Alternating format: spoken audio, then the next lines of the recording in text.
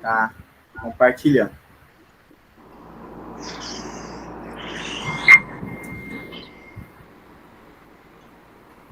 Amém? Todos conseguindo ver? Sim. Hoje nós vamos falar um pouquinho sobre sacramentos, né? Eu peguei um artigo para ler, foi muito interessante quando eu estava estudando sobre isso, né? Um artigo dos 25 peças de religião, né? 25 normativas, né, da religião, doutrinas da religião.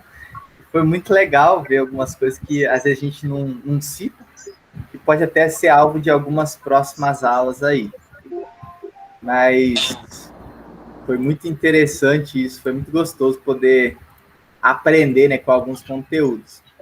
E hoje a gente vai trabalhar um pouquinho de alguns textos de dois temas, né, que são particularmente sacramentos, que a gente muitas vezes não entende o que é, muitas vezes não sabe muito bem o que é, mas que é extremamente importante de entender, né, e que faz muita diferença na nossa vida quando a gente entende. Amém? Estão me ouvindo bem? Todo mundo me ouvindo? Pensa, então. A gente vai falar um pouco sobre esses dois temas, né? O sacramento em si. Espera aí que a Silvia está entrando.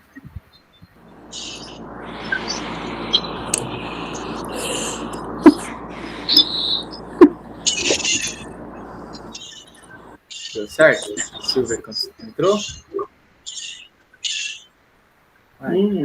Entrou, agora foi. Foi. Tudo bem, Silvia? Boa tarde. Tá sem som. Aí. Tudo bem? Tudo bem, graças a Deus. Wellington, tudo bem? Bem. Graças a Deus. Bem, eu estava falando que a gente vai falar um pouquinho hoje sobre os sacramentos, né? Da Igreja Metodista. E aí eu trouxe um conteúdo, né? Nas minhas pesquisas eu fui fazer algumas coisas. E aí eu fiz a separação do primeiro do que é, né? Para a gente. E eu deixei para a gente como um terceiro ponto, mas eu quis saber, né, o que é o sacramento, né? Porque muitas vezes se a gente pergunta o que é, muitas pessoas não sabem ou não sabem o porquê é assim, né? O porquê os sacramentos são essenciais. E aí eu fui pesquisar um pouquinho e a Igreja Católica, esse dado eu já sabia, eu só não lembrava muito bem quais eram os dois desses temas, né? Que eram temas que eu não lembrava se era ou não sacramentos, mas eu lembro que eu estudei uma época sobre isso, né? Sobre ser os 7. A Igreja Católica Apostólica Romana, ela determina os sacramentos são sinais eficazes da graça, instituídos por Cristo e confiados à Igreja, por meio dos quais nos é dispensada a vida divina. Então, eles enxergam como sendo a dispensação da vida divina por meio dos sacramentos. E os sacramentos da nova lei, né, foram instituídos por Cristo e são 7. Essa é a Igreja Católica, né? A gente contesta, como metodistas, depois eu vou falar um pouquinho sobre os quais a gente contesta nesse sentido. E eles instituíram, né, eles dizem que são 7, são o batismo, a confirmação, a Eucaristia, a penitência, a unção de enfermos, a ordem e o matrimônio. Então, esses são 7 sacramentos que a Igreja Católica vão determinar como sacramento desde o século IV. Isso surge no concílio, né, onde a Igreja Católica deixa de ser Igreja Católica, né, a Igreja Una, né, universal na época, né, ser a Igreja única da época, e se torna a Igreja Católica Apostólica Romana, aquela história de Constantino, que institui a Igreja como a religião do Império. Quando Constantino institui a Igreja como a religião do Império, ele começa a fazer as normativas. Então, as normativas, principalmente em alguns outros contextos, a gente acha que nesse período já nasce alguma das leis, mas tem leis que têm ritos que são católicos que nasceram lá para o século X, século XI. Bem depois disso, né? Isso aqui a gente está falando do século III. Então, no século III, a gente tem a instituição da Igreja Católica como Igreja Católica Apostólica Romana. A igreja deixa de ser uma igreja espalhada, né? Que aí tem a divisão da igreja grega, o Império, né? Greco-romano assume, ele se divide, e aí tem a ortodoxa grega, tem diversas divisões nesse período, e a Igreja Católica Apostólica Romana, que é instituída a igreja do Império, ele institui esses 7 sacramentos como sendo princípios, né? Então, sacramentos, para a Igreja Católica, é uma regra imutável. Então, é uma regra, o sacramento para eles é uma instituição de Deus que não se pode mudar. Então, é bem a lei, né? É bem ao comparativo da lei. E aí a gente vai pensar sobre isso, a gente olha para os dias de hoje, e é uma grande crise que eles estão tendo no dia de hoje. Por quê? Porque ele institui, um dos sacramentos que ele institui é o matrimônio. E aí, hoje em dia, se você for numa igreja católica até hoje, isso é uma das grandes crises que eles têm atual, a igreja católica não aceita a pessoa que está no seu segundo casamento. E eles têm diversas discussões em relação a isso, porque eles instituíram há 1.800 anos atrás, isso era um sacramento, e aí hoje eles já não conseguem mais segurar isso, porque eles estão perdendo pessoas, e aí agora eles estão no debate se isso é um sacramento ou se não é, como que eles lidam com isso. Então, os sacramentos para eles são esse ambiente de lei, de regra, e eles dizem que são instituídos por Cristo. A gente tem diversos desses que não foram instituídos por Cristo, até alguns termos, né, eles usam o termo que nós, protestantes, não usamos, que é o termo de Eucaristia, que é a santa, né, a ceia como sendo algo santo, e a maioria dos protestantes não usa esse termo, né, a ceia é a ceia do Senhor, e não a santa ceia, como alguns usam, porque normalmente a santa ceia, e que era o que acontecia na época, né, da igreja primitiva, né, a santa ceia, ao instituir santas a ceia do Senhor, você limita as pessoas de chegarem à mesa, né? Você impede que as pessoas cheguem à mesa. E aí diversas discussões vão se surgindo em meio à igreja católica por causa dos sacramentos, de como ele foi instituído, né? E aí a igreja protestante, ela vem e traz um novo significado, né? Ela ressignifica os sacramentos, entendendo que são algumas coisas que Deus deixou para nós, e a igreja protestante vai dizer: sacramento significa, para a grande maioria das confissões, denominações ou ministérios cristãos, como um sinal ou um gesto divino instituído por Jesus Cristo, cuja observância deve receber reverência por parte de fiel. Então, deixa de ser uma lei para se tornar um sinal, né? Que é o que os documentos metodistas a gente vai ver mais para frente, quando a gente fala sobre o sacramento do batismo. O batismo, ele é um sinal visível da graça invisível de Deus. Então, ele não é uma lei que, se a pessoa não se batiza, ela não vai ser salva. Porque a salvação já chegou na pessoa antes do batismo, né? Ou deveria. A gente conhece que tem muitas pessoas que são batizadas, e John Wesley tinha uma frase assim, né? Ele dizia: você só pode ser batizado na igreja, você pode viver a vida inteira na igreja, você pode ler a Bíblia inteira, você pode ir a todos os cultos, ser um dizimista assíduo, mas se você não nascer de novo, no dia depois da sua morte, você estará condenado ao inferno.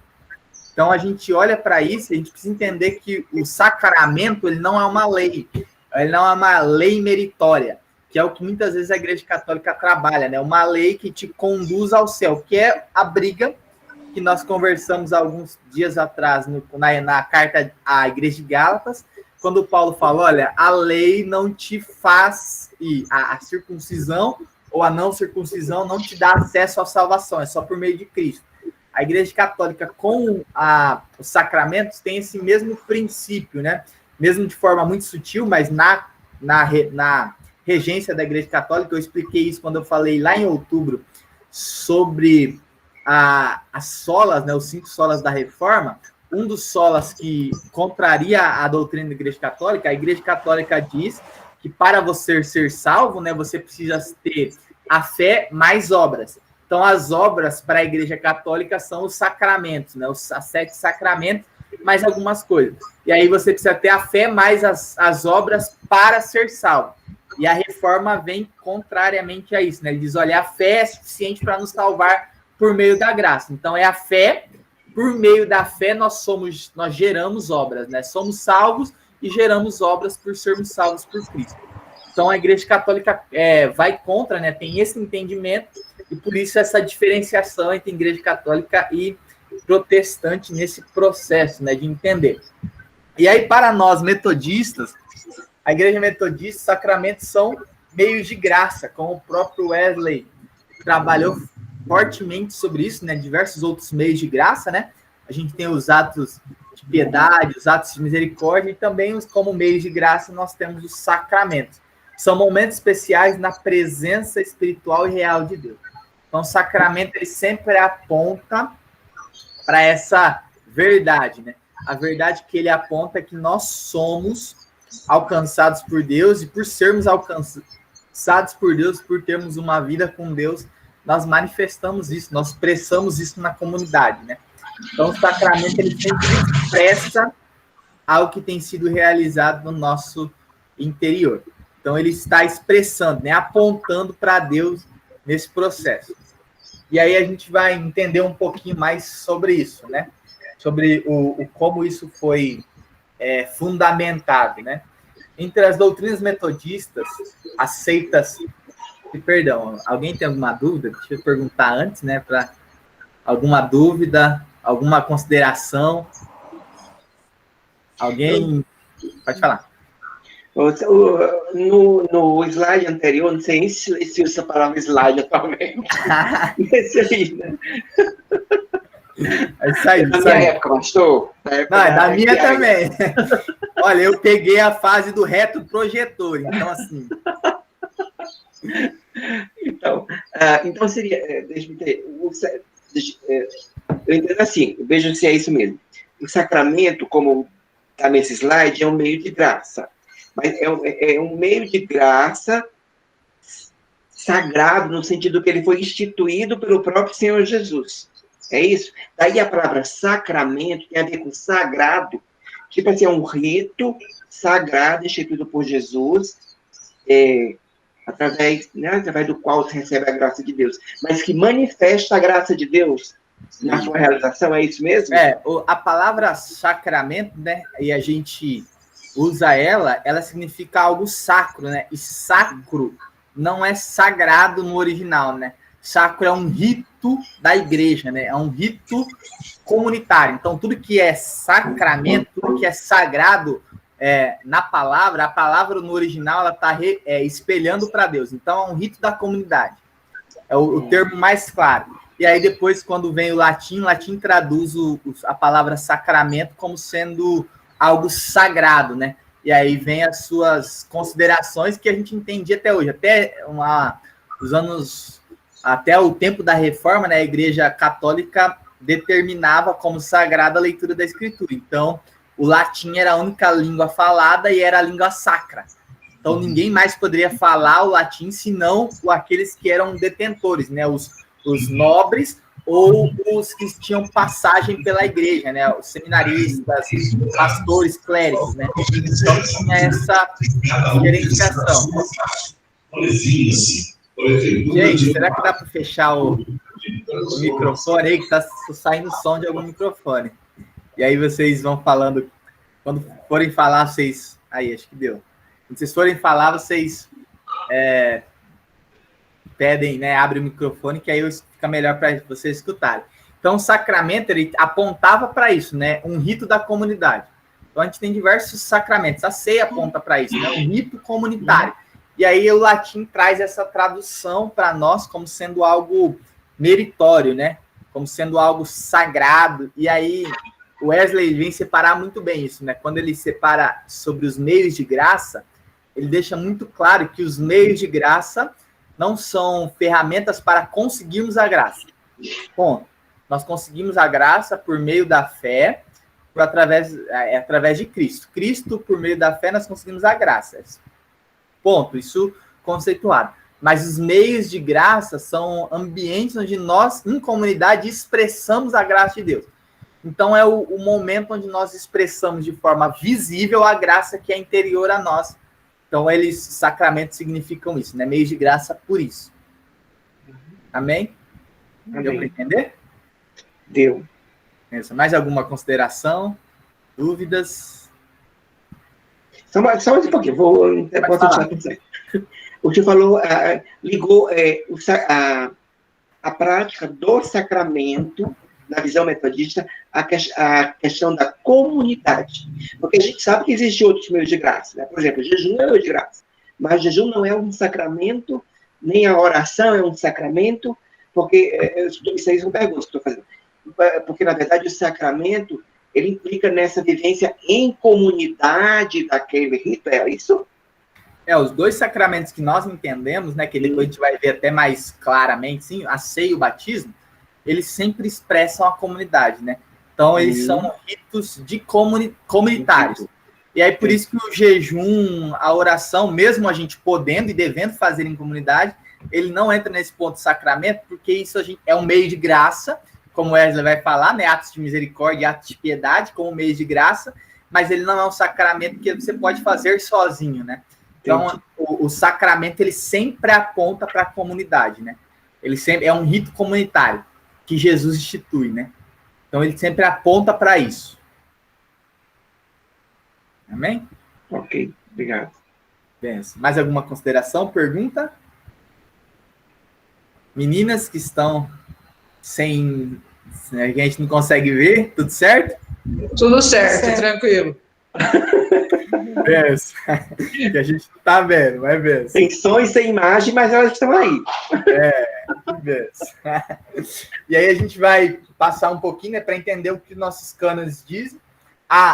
Eu peguei o cânone de 2012-16, porque o artigo que eu achei ele era muito completo, e eu fui olhar nos cânones atuais, não teve alteração, né? Então, por não ter alteração, eu fiquei à vontade em usar. Se eu quisesse só mudar o número ali, colocar 17 a 21, vocês não iam perceber, porque alteração nenhuma teve no conteúdo. Mas como eu estava estudando a partir de um artigo, eu preferi deixar esse.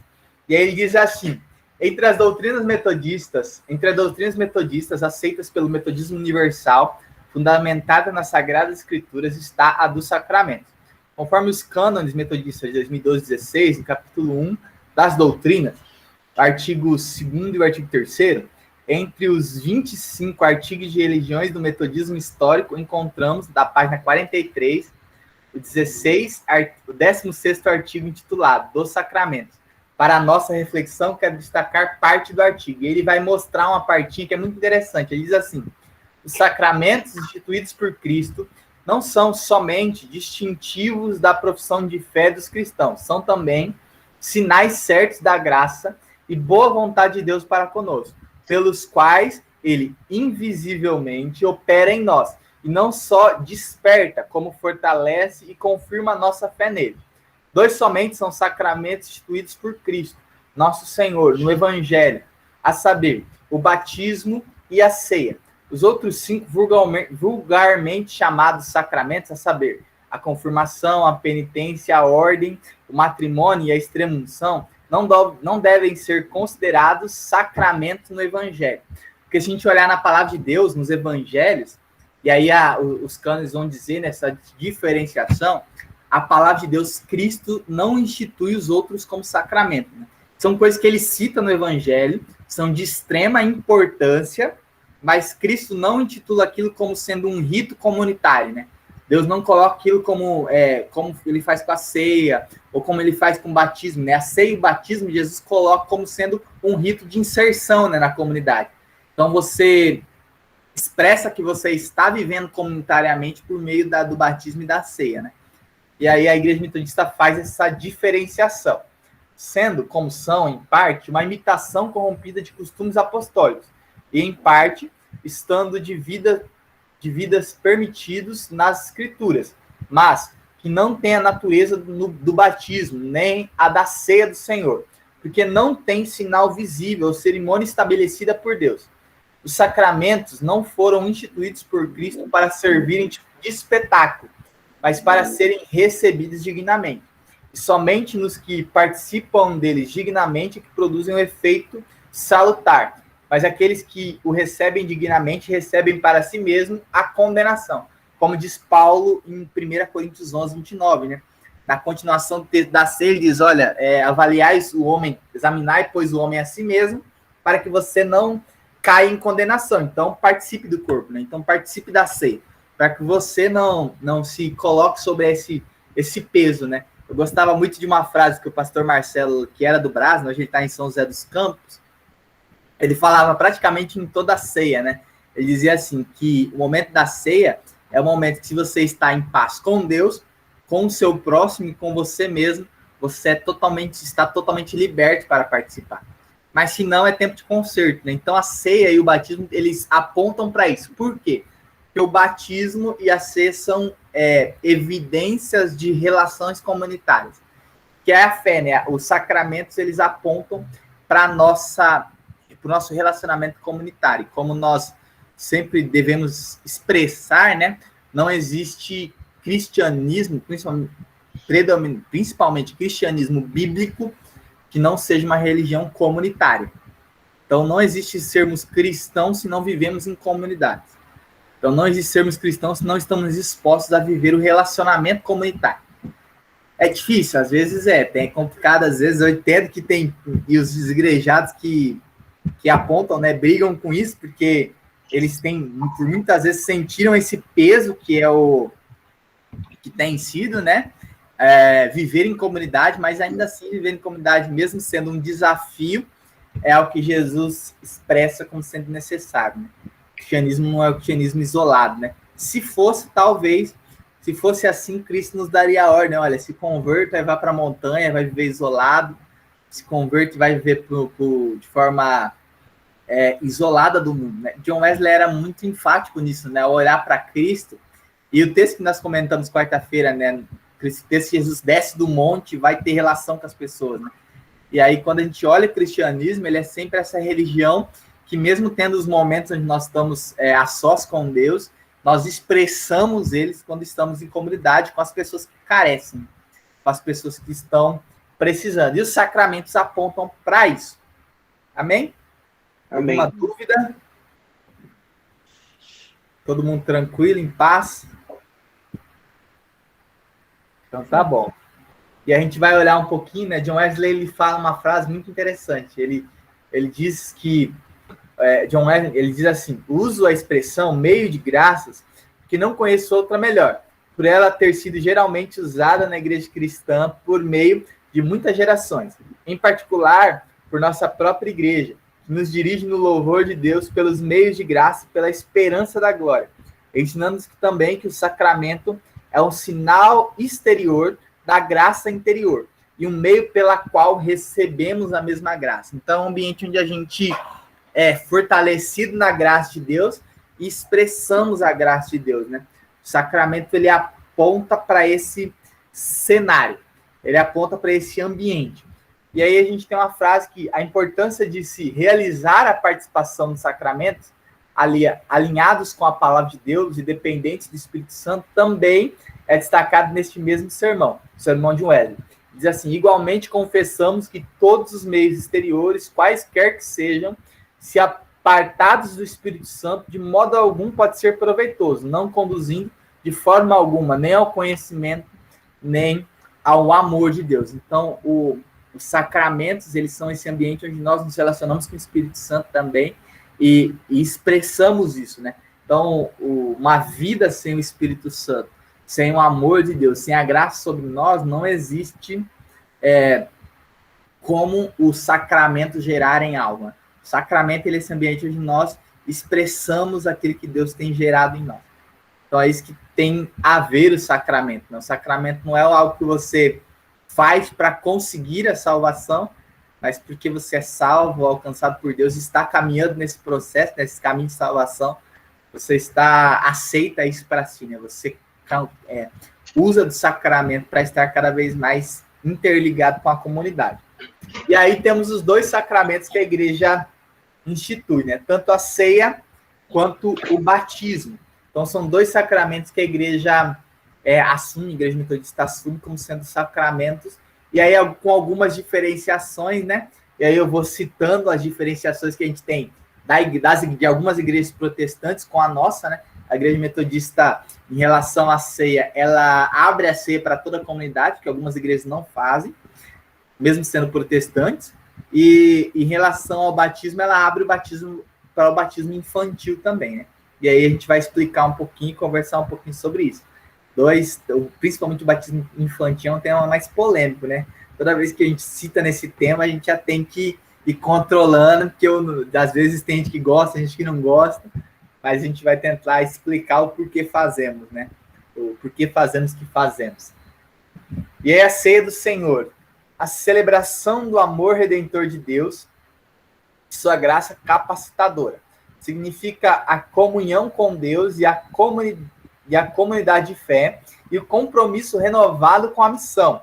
Os metodistas entendem que a ceia do Senhor não foi instituída pela igreja, mas por Jesus Cristo, e por isso abrem a sua participação a todas as pessoas, de qualquer idade, que se sintam em comunhão com Deus. Então, nós como metodistas, nós entendemos o que por alguns entendimentos, né? Quando a gente olha na ceia, na reforma, teve 3 segmentos, né, que eram protestantes, mas que três segmentos tratavam de maneira diferente a ceia. Se a gente olhar o movimento calvinista, o Calvino considerava a ceia como sendo a consubstanciação. Então, o pão e o vinho, eles, ao mesmo tempo que eram 100% pão e vinho, eles eram 100% corpo e sangue.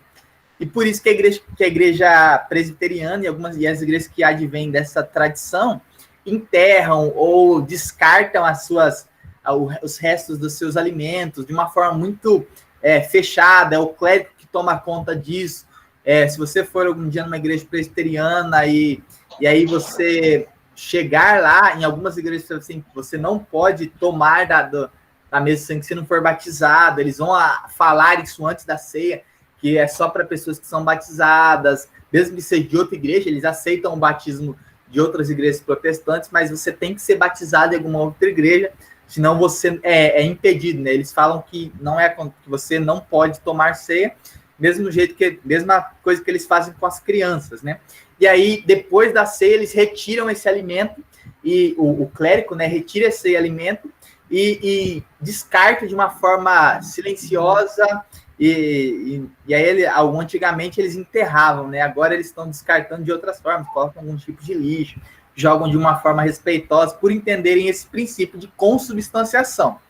Martinho Lutero, ele entendia, muito semelhante à Igreja Católica, que acontecia uma transubstanciação. Então, que o pão e o vinho se transformavam no corpo e no sangue. E aí, por se transformarem no corpo e sangue, a reverência era muito maior ainda do que a Igreja de Calvino. E aí ele diz que você não podia nem relar naquilo, o clérigo que entregava na sua boca, muito semelhante como a Igreja Católica faz, porque eles também acreditam na transubstanciação. Então, ele colocava o pão na sua boca, o vinho também, e depois ele descartava isso da mesma forma, com toda a reverência. A igreja metodista, né, assume essa questão do meio de graça como sendo um sinal. Então, não é a ceia, não acontece nem a transubstanciação, nem a consubstanciação, mas é um memorial. Que Cristo fala, olha, toda vez que fizerdes em memória de mim, vocês tomam do pão e do cálice. Então, é um memorial de que nós juntos viveremos esse momento com Cristo na eternidade, né? Nós cearemos com ele na eternidade. Então, é um memorial. Por ser um memorial, isso não acontece nem uma consubstanciação, nem uma transubstanciação. O pão e o suco de uva, né? Nós, como metodistas, usamos, continua sendo pão e suco de uva, que nós, como cristãos, trazemos a memória para aquilo que Cristo fez e relembramos que na eternidade faremos isso com ele, cearemos com ele. Então, por isso, o descarte, nós não temos essa crise com o descarte, né? Esse processo de descarte. Mesmo sabendo da reverência, mesmo sabendo de tudo isso, nós não fazemos esse ritual de descarte que as outras igrejas protestantes costumam fazer, principalmente as luteranas e as calvinistas. Amém? Deu para entender? Pode falar. Pastor, só uma questão. Nas cartas pastorais com relação à ceia do Senhor, existe a orientação sobre como fazer o descarte. Então, assim, eles são, após a celebração, tem que ser um fim discreto, a juízo das pessoas encarregadas de sua preparação, assim, evitando-se atitudes de relaxamento, desleixo ou irreverência com tais sobras. Então, embora não tenha essa questão da consubstanciação, mas tem a questão de não ter o desleixo. Isso é a orientação da carta pastoral. Isso. Mas na igreja presbiteriana e luterana, a orientação é que você não permite que as pessoas cheguem perto, né?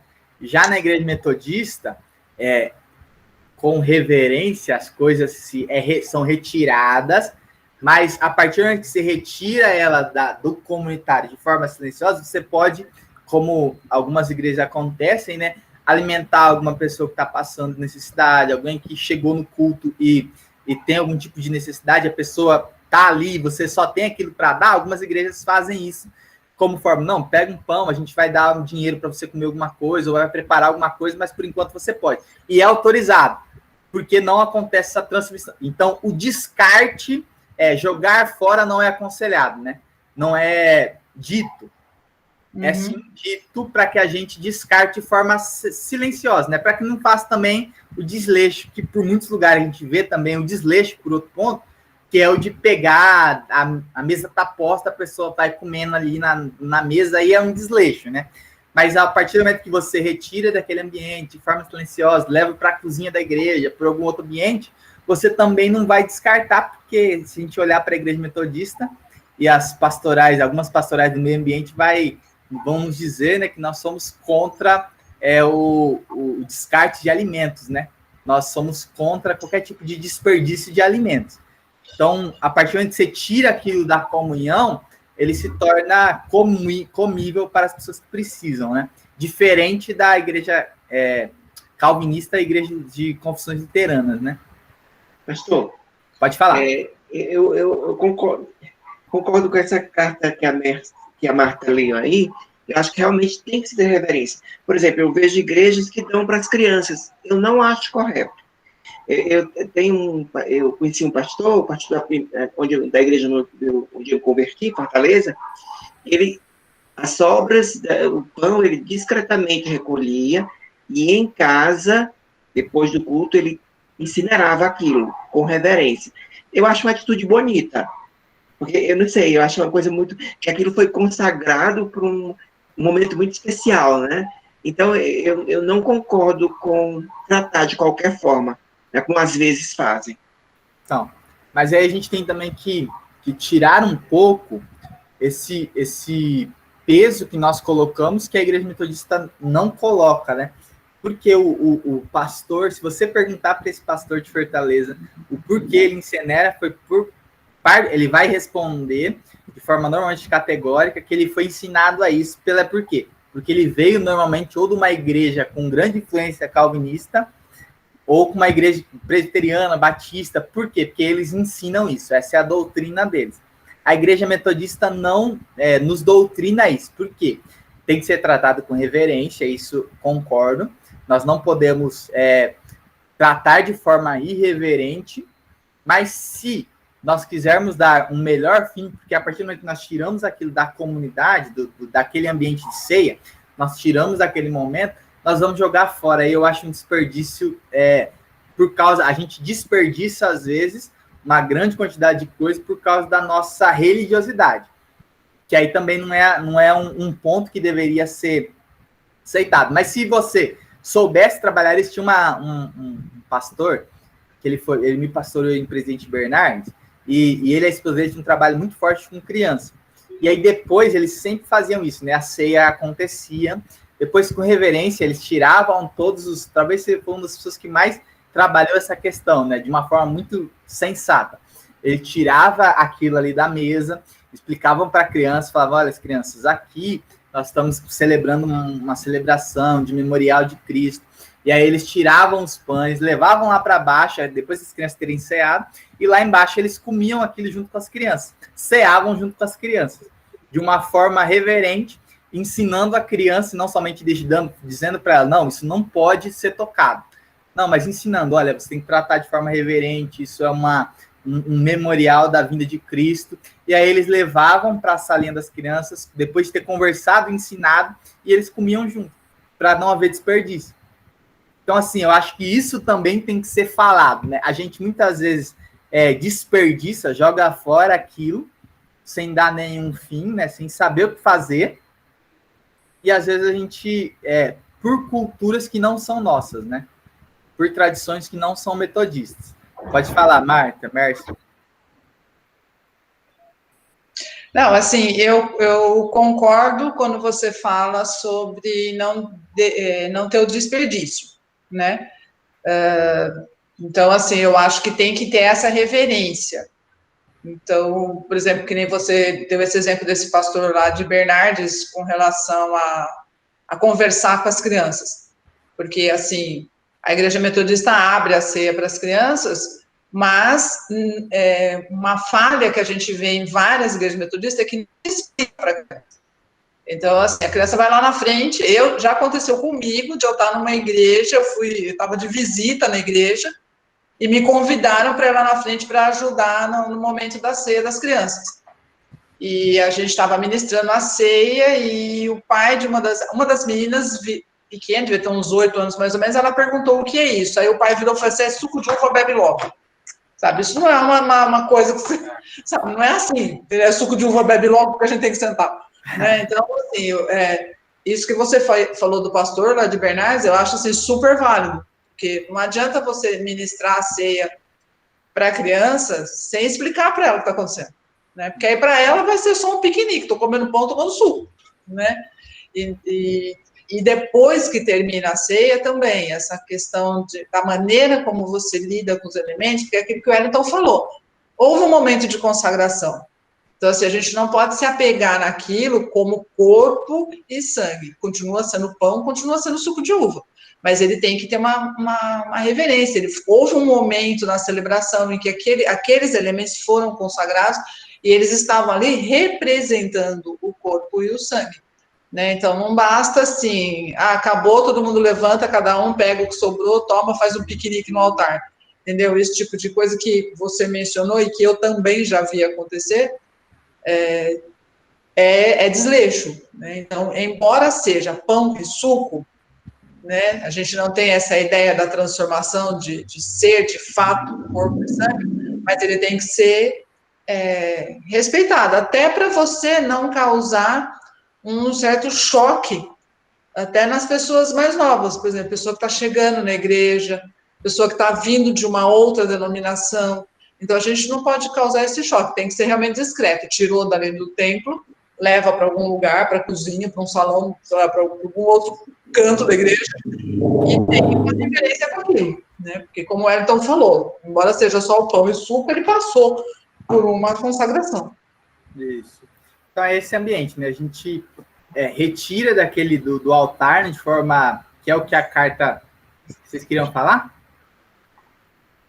Marta, Mércia? Não. Ah, tá. Apareceu mãozinha de novo?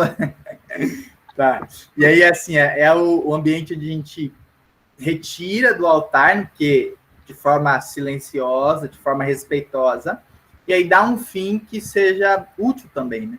Não descarte aquilo de uma forma como muita gente descarta. E eu já vi muitos pastores metodistas usando doutrinas presbiterianas nesse sentido, né? Não, tem que descartar, queimar, tem que enterrar. Eu já vi isso particularmente, e eu sempre, depois que eu aprendi um pouco mais sobre isso foi, assim, ambiente também de questionamentos, né? O porquê que a gente está fazendo.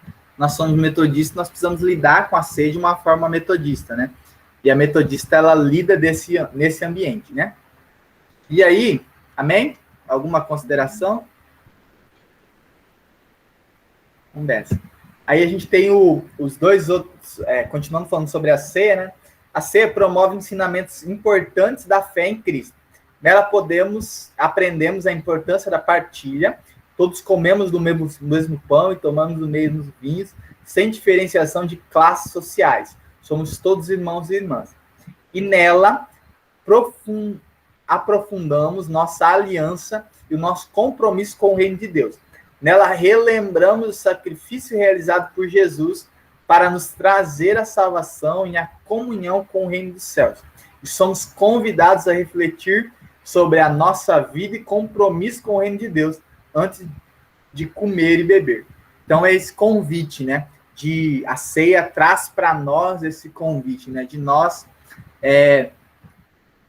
com sabedoria, revermos a nossa vida também. Revermos o porquê estamos fazendo, porquê estamos nos devotando a Deus, né? Nós estamos lembrando de algo que Deus fez e estamos falando, olha, Deus, o porquê que eu estou fazendo isso, porquê que eu faço isso. Eu estou relembrando de algo, e como a gente sempre fala, né? A gente está relembrando de algo, vivendo algo em comunidade que nós viveremos com Cristo na eternidade, né? Então, quando a gente olha para esse cenário, que eu estou fazendo algo que eu estou fazendo um memorial que na eternidade eu farei com Cristo, a gente precisa também rever como estamos, né? O porquê estamos fazendo, quais são as nossas... que a gente precisa melhorar, o que a ceia tem esse ambiente, né? Confrontador sobre nós, né? Hoje nós olhamos para o sacrifício de Cristo, que ele fez por nós, e agora nós, em comunidade, dizemos, Cristo, estamos fazendo isso, celebrando, porque na eternidade faremos contigo também. Amém? Amém. E aí, agora a ceia para as crianças, né? Eu também achei muito interessante, a ceia e as crianças. A criança, como herdeira do reino de Deus, isso está nos documentos metodistas, né? Devem participar da ceia do Senhor. Preferencialmente, essa é sempre a instrução, né? Junto com seus pais ou acompanhado pelas pessoas responsáveis por sua formação cristã, depois de terem sido orientadas pelos mesmos sobre a relevância da celebração e seu significado. Então, a ceia, para uma criança, ela sempre tem que ter esse princípio. A gente sempre deve ensinar a criança antes. Porque, se a gente lembra, a gente vai ver também na questão do batismo, que todo metodista, quando batiza seu filho, ele batiza seu filho, porque o batismo como antigamente, né? Toda a comunidade era aceita, tá? A família inteira era batizada, mas o compromisso paterno, o compromisso do responsável, era de tutelar aquela criança para que aquela criança desenvolvesse uma vida com Cristo. Da mesma forma, nós, e aí essa é a orientação, né? Acompanhados pelos pais e pessoas responsáveis por sua formação cristã, depois de serem orientadas sobre a relevância da celebração e seu significado. Então, isso muitas vezes a gente não faz, né? A gente vê muitas pessoas, muita gente tratando isso de uma forma displicente em relação às suas crianças, e é uma das coisas que a gente precisa sempre rever, né? A ceia é um ambiente de zelo também, é um ambiente de reverência, e a gente precisa ensinar as crianças, porque também não adianta falar, eu particularmente peguei uma fase na igreja metodista, que mesmo que já tinham se alterado os cânones, né? Dizendo isso, né? Porque os cânones, até uma certa época, eles diziam, né? As pastorais diziam que as crianças não poderiam participar, né? Depois de uma certa idade, elas não poderiam participar até o batismo, né? Então a gente tomava a ceia depois que batizava. E aí, na minha época, já tinha sido alterado isso, mas ainda assim, alguns pastores não autorizavam que as crianças tomassem a ceia. E eu ficava irritado, querendo se batizar logo, porque eu não tomava a ceia, e ninguém me explicava o porquê eu não podia tomar, porque a minha mãe estudava um pouquinho, ela sempre falava, não, mas nos cânones, nas cartas pastorais, é aconselhado que as crianças sejam autorizadas desde ser ensinado. E minha mãe sempre ensinou, mas ainda assim o meu pastor não autorizava. E aí, por muito tempo, eu vivi, né, até os 8, 9 anos, que foi quando chegou o pastor Marcos, teve uma troca pastoral na minha igreja, e aí o novo pastor tinha um filho quase da mesma idade que eu, e ele autorizava, e aí foi a primeira vez assim, que eu tomei ceia, ainda como criança, né, antes do batismo. Exatamente porque a carta pastoral diz isso, né? Então, os nossos cânones, os nossos ensinos, as nossas doutrinas declaram isso, que a criança, sim, ela é aceita no ambiente de ceia, ela é inserida no ambiente de ceia, logicamente, acompanhada, logicamente, explicada do porquê que ela está fazendo aquilo, mas ela é, sim, inserida nesse ambiente, né? Então, a gente deve inserir as crianças nesse processo de ceia do Senhor. Pode falar, Ué. Pastor, a chuva está chegando, então eu está vendo que eu estou saindo para fazer uma coisa ou outra, fechar a janela, guardar uma coisa. Mas me diga, a participação das crianças na ceia do Senhor é canônica desde quando mesmo? Porque não era assim, não é verdade? Porque, por exemplo, eu vim à ceia de crianças faz menos de 20 anos. Quando eu cheguei na igreja de metodista em Amparo, era o pastor Ami, e ele insistia para que os meus meninos participassem. Era a luta, a gente não deixava. Da frente, as crianças também podem participar, e os meninos garantiam, a gente segurando os meninos. Hoje eu mudei de ideia. Para mim, é normal, né? Mas, digamos, canonicamente, é recente, né? A participação das crianças na ceia. Não é de muito tempo, né? A igreja, se eu não me engano, foi em 2006, canonicamente que foi alterado, né? Se eu não me engano. Foi no 2005, né? No Concílio de 2005, que aí teve vigor a partir de 2006. Foi alterado nos cânones, se eu não me engano. Não aceitava, né? Pode falar, Marcos. Você está falando em questão que foi inserido nos cânones. Isso. Mas a autorização foi bem anterior. Foi bem antes disso, porque o meu filho nasceu em 89, ele está com 31, vai fazer 32, e ele toma ceia desde criança. Então, foi bem... essa data que você está colocando foi quando inseriu nos cânones. Mas a autorização dada pela igreja é bem anterior. Até porque antes dessa inserção, né, as pessoas os pastores tinham liberdade para fazer, né, para aceitar a orientação canônica, a orientação dos bispos, né, na época, ou não, ou falar, não, aqui não tem nada no cânone, eu não vou aceitar. E aí, quando se insere no cânone, né, o pastor tem que falar, não, agora eu não posso mais impedir, né? E aí teve muita briga por isso, mas foi brigas de diversos concílios, diversas discussões sobre esse assunto, né? Que é algo que muita gente não usava, né? Não utilizava. Limitava, né, a vida das crianças nesse sentido. Eu sei que essa briga é de antigamente, como você disse, porque antes do Ivan nascer, eu já fazia parte do grupo que brigava pelo PRO. Então, eu fiz parte do grupo que brigou para abrir esse espaço. Eu já trabalhava com criança na igreja e eu fiz parte do povo da briga, né, para permitir a ceia para as crianças. E essa briga começou... O Ivan vai fazer 32 no mês que vem, essa briga começou há bem mais de 32 anos. Então, mas ela demorou para entrar nos cânones, e aí acontecia isso que você falou, e a coisa girava de acordo com a cabeça do pastor. Isso vem mesmo acontecendo, porque desde que eu estou na igreja, teve muitas, assim, mudanças. Quando as meninas eram, assim, adolescentes e tinham, assim, 10 anos, 8 anos, elas tomavam ceia, sim. Depois, alguns pastores já não deixavam mais.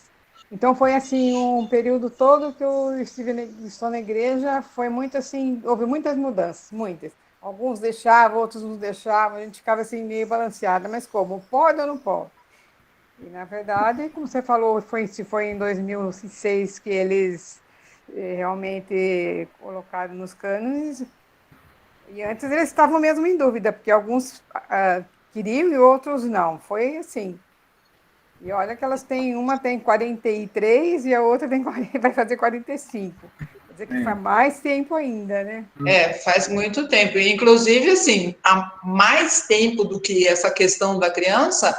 era que a igreja metodista ela só permitia, aí eu não sei nem se o Vinícius já tinha nascido, mas ela só permitia a ceia para quem tinha feito profissão de fé.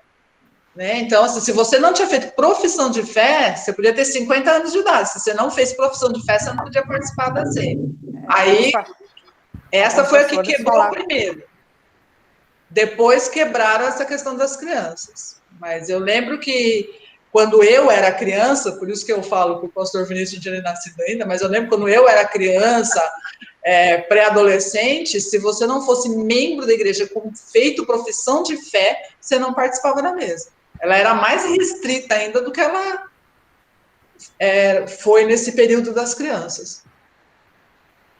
Ela era bem mais limitada. Era doideira. Mas é esse ambiente, né? A gente estava se construindo, né? A história nesse ambiente estava sendo construída, né? Porque teve diversos pastores que brigaram em relação a isso. Aí teve bispos que aceitavam, bispos que não aceitavam, até que depois de diversas discussões, diversos anos, né? De relações para que isso chegasse ao ponto de ser inserido no cânone. E aí você ter uma doutrina estabelecida canonicamente, né? Que aí tem todo o processo de você poder cobrar também, né?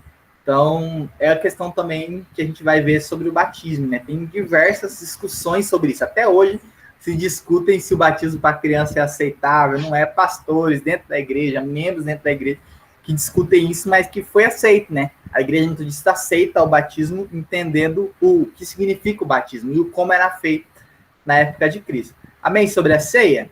Alguma pergunta, dúvida? Tudo tranquilo?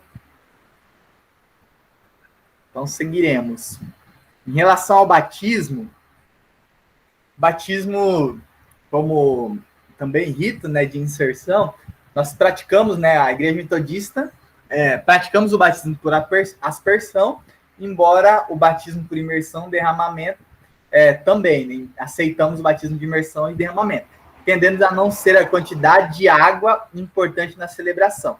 Aceitamos o batismo infantil e o batismo é o sacramento de incorporação da pessoa na comunidade de fé. Então, isso é bem assim, teve uma grande época, né? Algumas igrejas protestantes não aceitam algum outro tipo de batismo que não seja o batismo por imersão. Então, é o único batismo aceito por diversas comunidades cristãs. Mas nós, como metodistas, entendemos de uma forma histórica, clara, assim, bíblica, que não é a quantidade de água, né? A gente olhar o batismo do eunuco, Filipe, lá em Atos, encontro com ele batizou o eunuco numa poça d'água, então não houve imersão. A gente olhar alguns outros batismos na história, né? Alguns outros batismos que aconteceram perante a Bíblia, água não era a condição para ser ou não batizado, né? Então o batismo nunca foi ligado à quantidade de água, que é o que muitas pessoas têm essa crise, né? Não, você precisa imergir o seu corpo inteiro na água para que você possa nascer uma nova pessoa. Mas, biblicamente falando, que é o que a Igreja Metodista deixa muito bem claro nos seus cânones, né? O batismo, ele não te gera um novo vida, né? Uma nova vida. Você já recebeu Cristo, você já recebeu a graça de Cristo, e agora o batismo é para você ser aceito, né? Inserido, incorporado no meio da comunidade. Não para que você seja salvo, porque se fosse pelo batismo que a gente fosse salvo, a gente continua colocando a mesma crise, né? Antigamente era pela circuncisão, agora muitos de nós estamos dizendo, não, você precisa ser batizado para ser salvo. E aí o Paulo para os Gálatas serve bastante para a gente nesse sentido também. Então o batismo, ele é esse ambiente, pode falar. Na verdade, eu acho uma temeridade a pessoa que está na igreja, participa da igreja e não faz a sua profissão de fé e batismo. Porque, na verdade, Jesus diz que quem crê e for batizado será salvo. Só por esse texto, para ele seja evangélicos, eu acho que é uma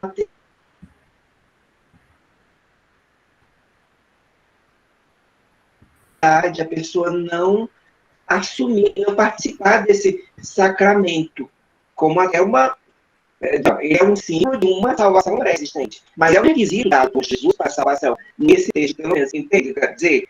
Porque às vezes tem muitos amigos do Evangelho, pessoas que estão na igreja, mas não tomam essa postura de assumir realmente como parte da igreja de Cristo, através do sacramento do batismo, participam de ceia, mas não se batizam. O senhor entende o que eu quero dizer? Eu acho que assim, deve ser enfatizado isso, há necessidade de se cumprir esse sacramento. Né? Sim, há necessidade não para gerar a salvação, porque até o texto de Jesus não evidencia isso, evidencia a fé em Cristo, né? Pela fé nós somos salvos, mas há necessidade para sermos incorporados, porque como eu disse no começo, Jesus nunca lida com uma religião que não seja comunitária. Então, se eu sou cristão, eu estou inserido numa comunidade, por isso que os desigrejados erram nisso, né, grandemente. Por quê? Porque eles se dizem cristãos, mas eles não querem viver em comunidade. Então, o cristianismo, ele, ao nos tornarmos cristãos, nós assumimos ter convivência em comunidade e as responsabilidades, né? E aí a responsabilidade do prós ou dos ônus, né? Tem as coisas boas e as coisas ruins de estar em uma relação. Então, mesmo com esses prós e contras, ainda assim, nós precisamos assumir. Né? Então, o batismo é esse ambiente de eu assumir a responsabilidade de forma exterior daquilo que eu já aceitei. Então, eu aceitei a Cristo, eu tenho uma vida com Cristo, agora de forma exterior, eu assumo isso. Eu assumo compromisso com a comunidade de fé. Então, isso é um dos erros que muitas pessoas cometem. Então, é motivo da gente nos atentar, né? Porque a gente está sendo incorporado. E aí, a partir do momento que nós estamos sendo inseridos, nós vamos ter as coisas boas e as coisas ruins também, os direitos e os deveres, né? Então, tem um livro que eu gosto muito que o assunto é sobre política, mas ele ensina muitas outras coisas do que somente sobre política. Ele fala assim, sobre direitos máximos, deveres mínimos. É uma crítica, muitas vezes, àquelas pessoas que vivem querendo muitos direitos, mas não querem assumir os seus deveres, né? Então, a gente tem que ter esse contraponto, né? A gente tem que ter o contraponto de que, ao mesmo tempo que temos direitos, temos coisas boas, assumir nós temos deveres. E os deveres não são somente ruins, mas exigem de nós responsabilidade, né? Amém? Mais alguma consideração? E aí diz assim, né? A Marta, pode falar. Não, só voltando ao que o Wellington citou, ele mencionou um texto que está em Marcos 16, quem crer e for batizado será salvo, quem, porém, não crer será condenado. Então, a gente vê que a hora que ele fala da condenação, ele se refere tão somente a quem não crer. Então, a gente tem que ter essa questão em mente. O próprio Cristo fala que não ser condenado depende da fé, depende do crer. Ele não coloca quem não crer e não for batizado, né? Então, ele põe só o não crer. A gente tem que ressaltar bem isso, né? O batismo é importante, como o pastor colocou, mas não é fonte de salvação, né? Não é quesito de salvação. Isso, até porque se a gente coloca o batismo como requisito para a salvação, a gente vai estar remontando a lei, né? Que está dizendo, não, olha, você precisa crer em Jesus e ser circuncidado. Que o batismo na nova aliança, né, como a gente costuma falar, na nova aliança ela é esse ambiente de troca, né? Antigamente eles se circuncidavam, na nova aliança, por meio de Cristo, eles são batizados. Mas não é por isso que nós estamos sendo salvos, que é a crise de Gálatas, né? A crise de Gálatas, os judeus falavam, não, você tem que ser batizado para ser salvo, não adianta só crer em Cristo. Mas Cristo deixa claro que nós somos salvos pela fé, né? Então, se nós crermos neles, nós somos salvos. Mas se o batismo ele expressa a nossa inserção na comunidade. Então, nós precisamos do batismo, logicamente. Para ser salvo? Não. Mas para sermos inseridos na comunidade. É um ambiente onde nós nos inserimos, né? Onde nós assumimos as nossas responsabilidades como cristãos também. É justamente o equívoco da interpretação desse texto é que leva muitas igrejas a não batizar a criança. Isso. Porque eles falam como que a criança pode assumir o crer para ser batizado. Ela nem tem ainda uma formação de noção, né, da situação. E é nisso que eles se baseiam. Só que se a gente pegar esse texto de Marcos, né, e não dermos uma de Testemunha de Jeová, né, que separa um versículo e faz um discurso, mas se a gente pegar o texto inteiro, a gente vai ver que é nítido que ele está falando para a gente adulta.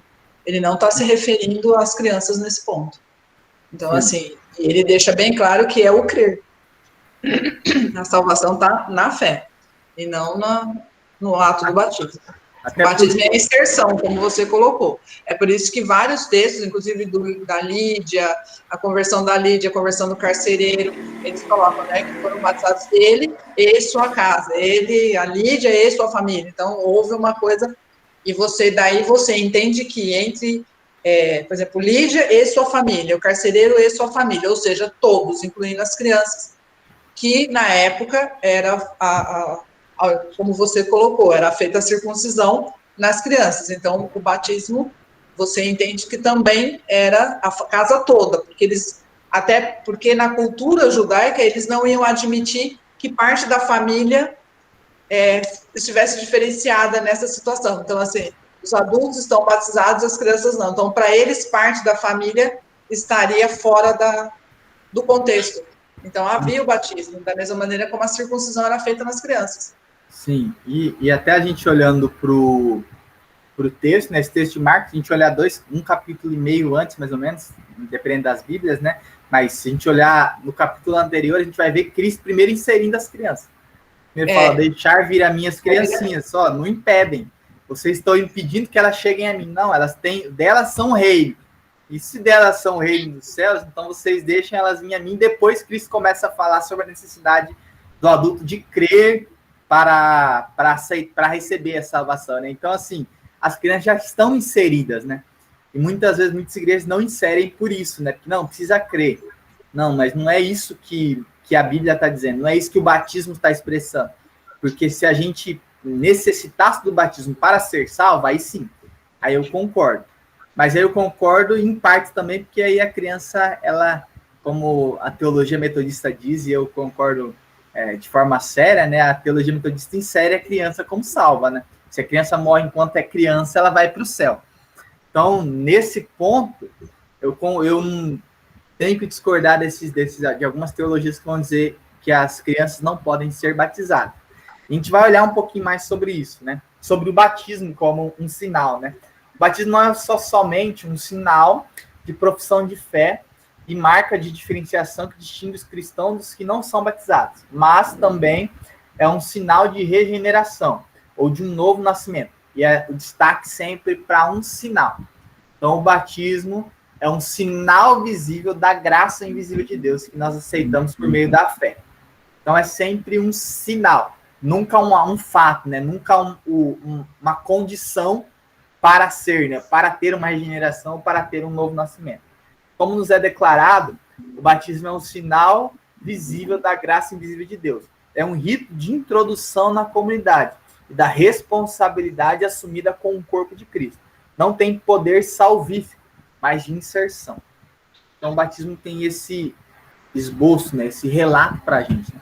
Nós estamos, por meio do batismo, sendo inseridos, né, na comunidade. Estamos sendo aconchegados na comunidade de Cristo, né, que é a igreja dele. Amém?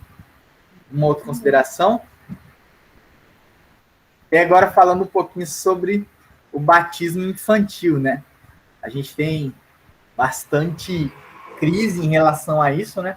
Um dos pontos da doutrina metodista que vai endossar, né, o batismo infantil é essa questão do batismo já ser realizado nas comunidades cristãs, né? Então a gente vê como sinal da graça de Deus era praticado na igreja primitiva, incluindo famílias inteiras.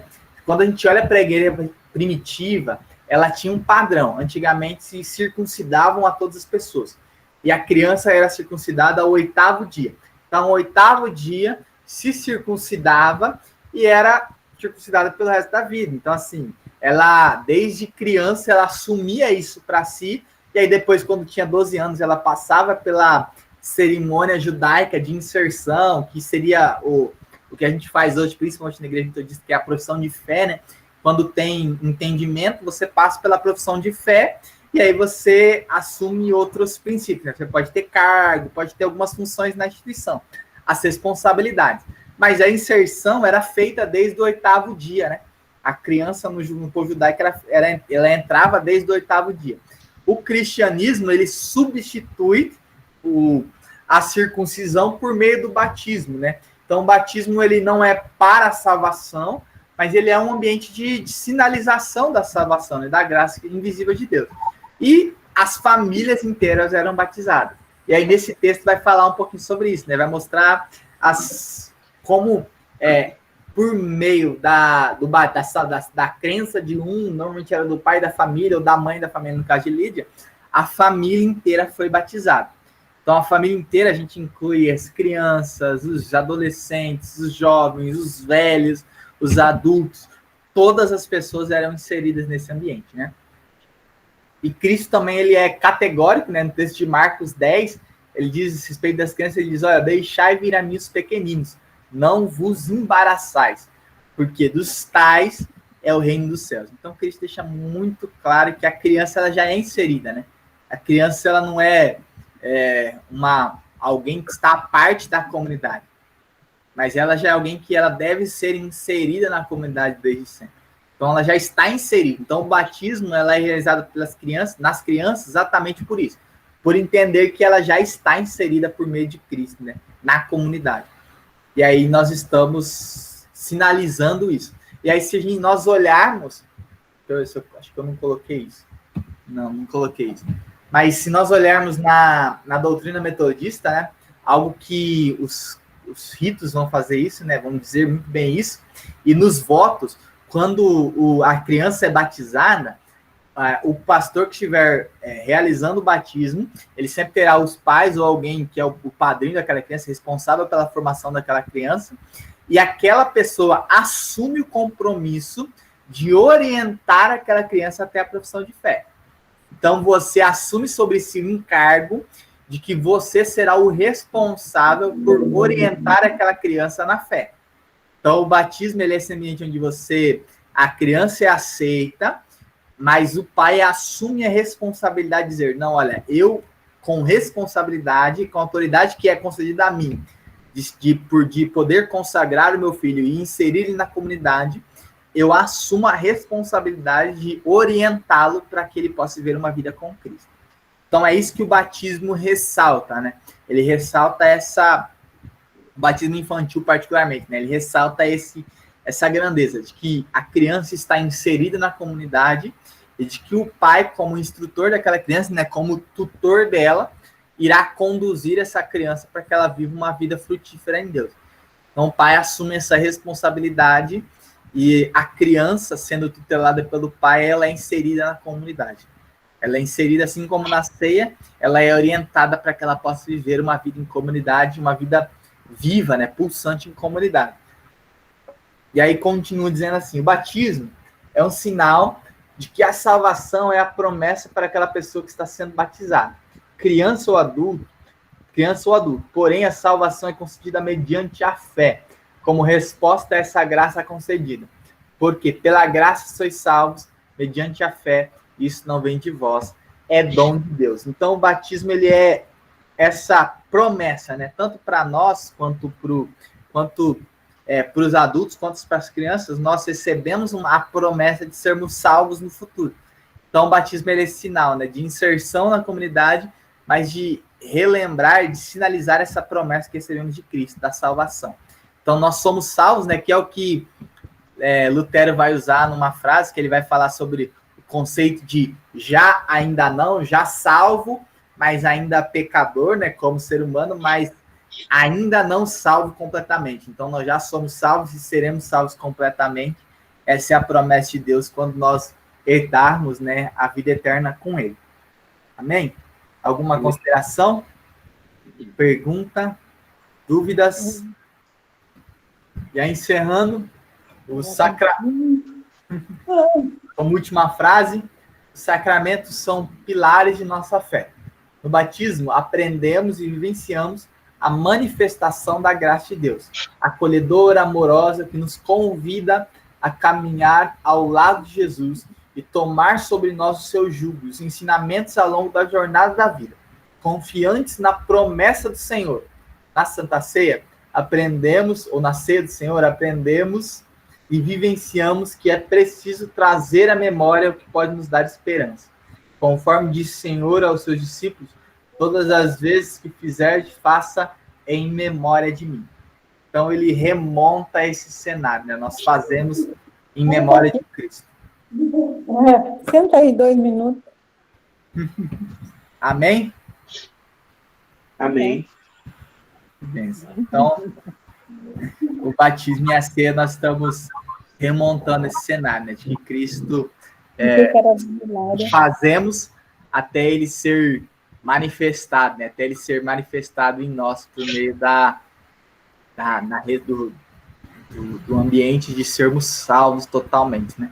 Então nós temos isso sobre nós, podemos vivenciar isso, tanto o batismo quanto a ceia do Senhor é esse ambiente de sermos inseridos, né? O sacramento são esse ambiente de sermos em todo o tempo vivenciarmos essa vida com Deus. Então nós estamos refletindo para uma glória futura, né? Para a salvação vindoura e para a ceia que teremos com o Senhor na eternidade. Então nós estamos lembrando sobre isso, são sinais visíveis da graça invisível de Deus, que se manifestam em nós diariamente. Amém? Amém. Alguma dúvida, pergunta, consideração? Todo mundo em paz, segurança, crente. Amém, então, que bênção. Vamos orar? Só parar aqui.